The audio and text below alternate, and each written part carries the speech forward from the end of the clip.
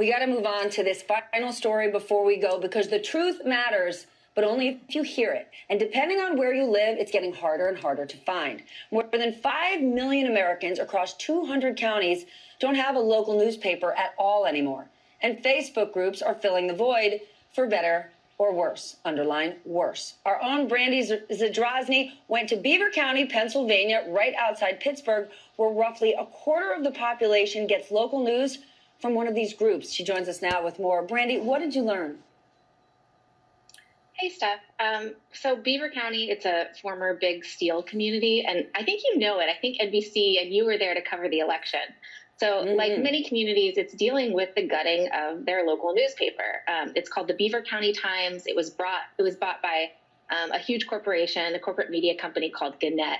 And now it just has a few editorial employees. It can't cover the community. So in sweeps, this woman who, with really good intentions, started a Facebook group called the News Alerts of Beaver County. Now, quickly, that group has grown to 45,000 members. It's a sort of destination where people post and comment on local news and what they hear on the police scanner.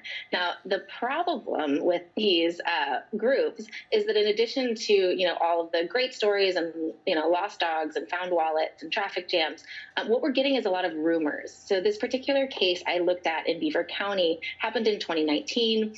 A man ran from a traffic stop, but within minutes, hundreds of people in the community were posting all of this incorrect information. They were posting that it was an escaped murderer from Detroit, that the guy had a gun, that the gun went off in a playground, stuff that really panicked the community. One poster said that he had sent his child and wife downstairs and he was watching the door with a loaded gun. So you can imagine the kinds of real world harm that can come when, rumors and misinformation spread in these kind of groups. Okay, but normally when you and I are talking, we are talking about QAnon, radical groups pushing misinformation. But these are like our neighbors and extended family members putting out this noise.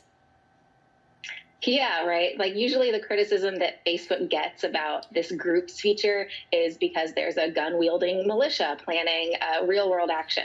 But what's important is, when we're talking about misinformation, which is just incorrect information, whether it's COVID or an escaped Detroit murderer, it's important to remember that misinformation is spread by people who care, by people who want to help you.